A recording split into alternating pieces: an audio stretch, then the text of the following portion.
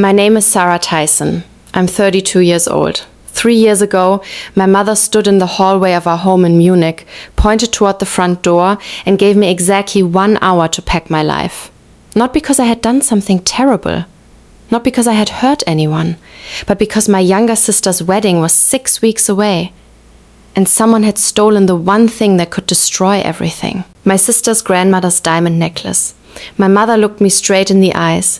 "Give it back, Sarah, or leave." I told her I didn't have it. She didn't believe me. Then she said the sentence I still remember word for word. "I can keep this family together, or I can keep you."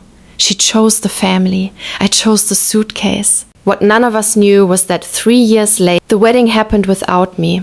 I found out through photographs online. My sister wore the dress my mother had spent months choosing. Daniel stood beside her. My parents smiled. Everyone looked happy. And there was no empty space where I should have been. That hurt more than anything. Because apparently, my family had learned how to continue without me. So I stopped waiting for them. I found a tiny apartment. I worked harder. I started saving. I stopped calling. And slowly, I built a life where I didn't have to prove that I deserved a place at the table. 3 years passed. I became someone my younger self wouldn't recognize. Calmer, stronger, and most importantly, I stopped needing my mother's approval. Then, one rainy Thursday morning, my phone rang. It was my father. I almost didn't answer. When I did, he didn't say hello. He said, "Sarah, they found it." My heart stopped. "Found what?" "The necklace." I sat down.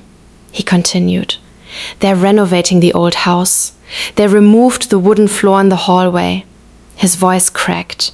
It was underneath the floorboards. For 3 years, the necklace had been inside the house. Not in my room. Not in my belongings. Not anywhere near me. Under the floor. And suddenly, every accusation had collapsed. But there was something my father hadn't told me. My mother had invited everyone to dinner. My sister, Daniel, his parents, and me. She wanted to make things right. I almost laughed. 3 years late. But I agreed to go. When I arrived, the house looked exactly the same. Same curtains, same dining table, same photograph of our family above the fireplace. But I was different. My mother hugged me. I let her. She cried. I didn't. Dinner was strangely normal. My sister talked about work. Daniel talked about a new hotel project. My father barely touched his food. And my mother kept looking at me, as if she was waiting for something. Then dessert arrived. My mother stood up. She walked to the sideboard and returned holding a small velvet box. She placed it directly in front of me. The necklace was inside. The same necklace. The same blue diamond. The same piece of jewelry that had destroyed 3 years of my life. My mother took a breath. "I think," she said softly, "we should finally put this behind us." Everyone looked at me, waiting for me to forgive. Waiting for the family photograph to become complete again. I looked at the necklace, then at my mother, and asked one question. "Did you ever believe me?" The room went silent. My mother's face changed. My sister lowered her eyes. And my father suddenly stood up. Then he said something I had waited 3 years to hear. But it wasn't the apology I expected. It was much worse. Because the truth was finally coming out. My father stood beside the dining table. His hands were shaking. She told us she didn't take it. Everyone looked at him. My mother whispered, "Please!" But he continued. She showed us the receipts. He looked at me. She showed us her work schedule. His eyes filled with tears. And we still let her leave. Nobody moved. My father looked at my mother. We chose the wedding. Then he looked around the table. We chose appearances. His voice broke. And we lost our daughter. My sister started crying. Daniel reached for her hand. My mother covered her face. For 3 years, I had imagined this moment. I thought I'd feel satisfaction, victory, maybe even anger. But I didn't. I felt tired, because the truth didn't give me those 3 years back. My mother slowly reached across the table. Sarah, I'm sorry. I believed her. That was the hardest part, because I knew she was finally telling the truth. I looked at the necklace. Then I pushed the velvet box gently back toward her. I forgive you, Mom. She looked up. Hope appeared in her eyes. Then I continued. But I'm not coming back to the old version of this family. Her expression changed. I spent 3 years learning something. I took a breath.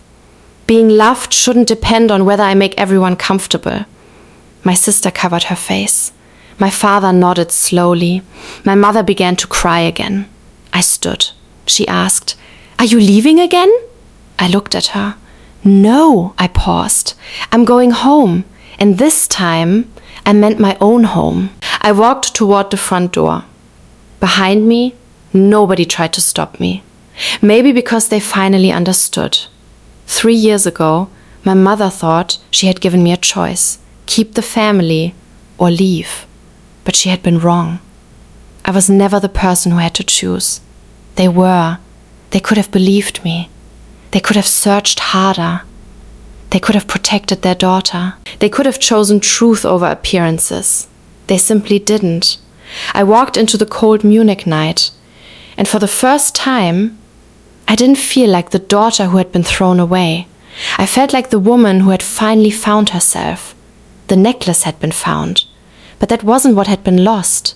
They had lost 3 years with me, 3 birthdays, 3 Christmas mornings, 3 ordinary Sundays, 3 years they could never return. And perhaps that was the part my mother would regret forever. Not losing the necklace, losing the daughter who had once believed she could never live without her. Sometimes the greatest revenge isn't making people suffer. It's becoming so whole that you no longer need them to admit they broke you.